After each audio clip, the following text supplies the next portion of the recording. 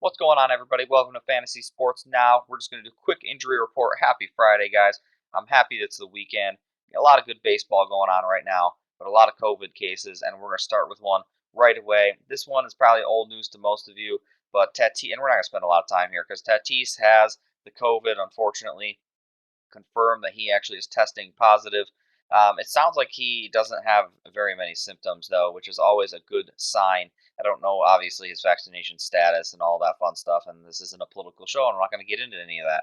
So all I know is that he has COVID, and it's probably going to be a week or a week and a half until he's actually with the club again. So really bad news, especially after he came off a shoulder injury, but potentially okay because it will give the shoulder a little bit more time to rest, even though he seemed to be perfectly fine. It's just a blow to San Diego because Hosmer had it too. Myers has it now too. So it's just these little things, and I'm only going to cover Myers and Hosmer, as part of this here. But let's keep going because we have another one. This one's a little more concerning, I think, for people. They kind of see this and kind of go, that's a little strange. So Gleyber Torrez last year had COVID. I think it was in December, and he already had COVID. This says that he did get the vaccination already, all that fun, whatever, and now he has COVID again. He's testing positive again. Now it seems again like he's not showing a lot of symptoms, which is great. But it's just kind of one of these like, okay, well, what's the point of all this? So it's weird when somebody gets it twice. It's more concerning, obviously. And Gleyber Torres is one of these people that apparently can get it twice, and so that's brutal. Torres has not been amazing this year. He's had a massive lack of power, but he's been hitting and he's been putting up fantasy points, but he has not been hitting home runs. He has one to date. So we'll see what this affects him, but I don't expect to see him again for now another week and a half, regardless of kind of how this goes.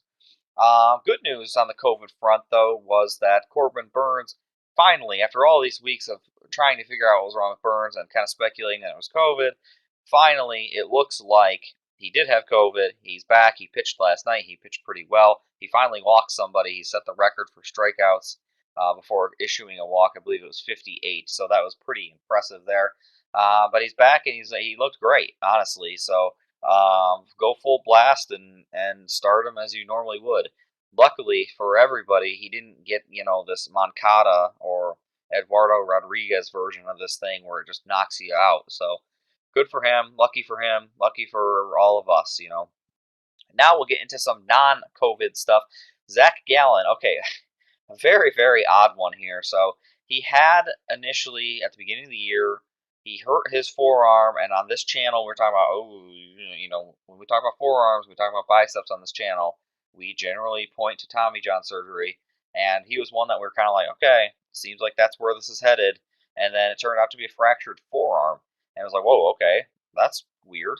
So I don't know if they rushed him back too soon with this fractured forearm. It seemed like maybe they did. I don't know if that was just part of the problem, but he now has an elbow strain, which this is going to be Tommy John, guys. It has to be. Like a minor strain to the UCL. I mean, if they just wait on this, then they're just going to wait a year for him to have Tommy John. They might as well just do it now. That's my thinking on this until they can fix it more quickly, which I don't know when that will be. Just fix it now. I expect Gallen to be out for the year personally. Acuna, good news, potentially, at least on the X-ray. So he rolled his ankle going to the first base, and he went down. It did not look good. The good thing was he was able to walk off on his own power. I had a small baseball career, and it ended on an ankle injury.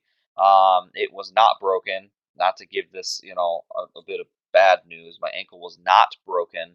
It just like tore all the ligaments out, and I ended up trying to play on it for months, and it was like a bunch of PT. It was swollen all the time.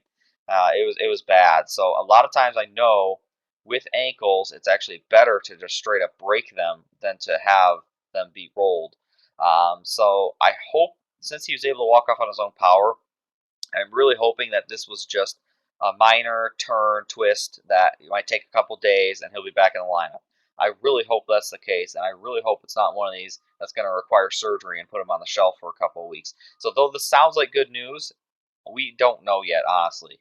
We don't know how swollen it is. We don't know how bad it is. So stand by on this one. I'm hopeful, though, since he was able to walk off on his own power. More bad news. Mike Soroka here. So initially he had an Achilles, had surgery on the Achilles. Then he had a shoulder, and so he was out with a shoulder. Now it sounds like he had another setback with the Achilles, and it required a surgery where they went in and just explored to see what was happening. That's not good. That's really not good. It's so bad that I'm almost willing to say that I think Soroka's just going to be out for the entire year. If they really don't know what's bugging him at this point, I think he's, oh boy, he's not in a good spot. So I'll keep updating. We'll see what goes on with this, but that's not ideal. That's not good for the Braves at all, and this is going to lower them in that division, I think. Kind of trending towards better news. Severino, the Yankees, had Tommy John back in February, and it looks like he's throwing again, which is great. And they're thinking that he might start a rehab assignment in probably early June, which means maybe sometime in July we might see Severino.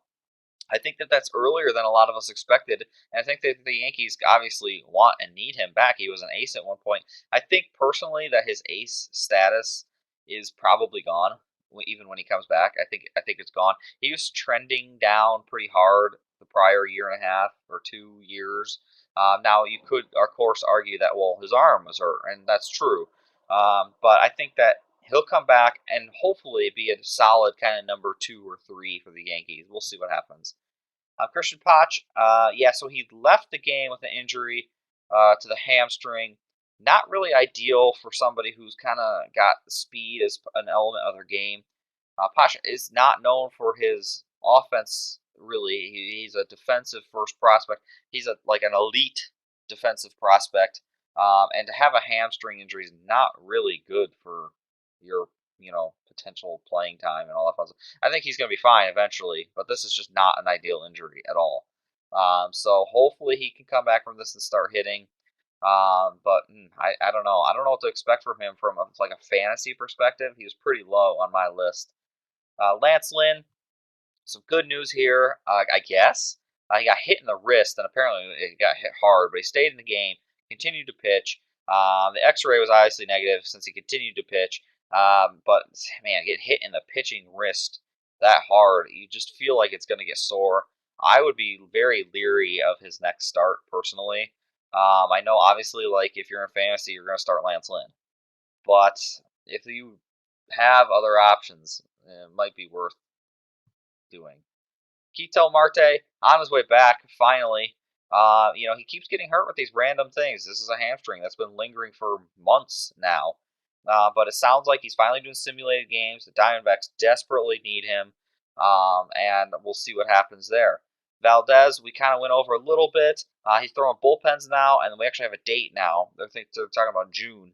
I expect probably more like July, but for a guy who was supposed to be out for the season, this is great news. So if you have him stashed, then it could be a good boost to Houston here. And I believe that's the list, and it is. So we will see you next time, guys. Look for our, weekly. We do streamers and all that fun stuff, closer reports. We'll see you next time, guys.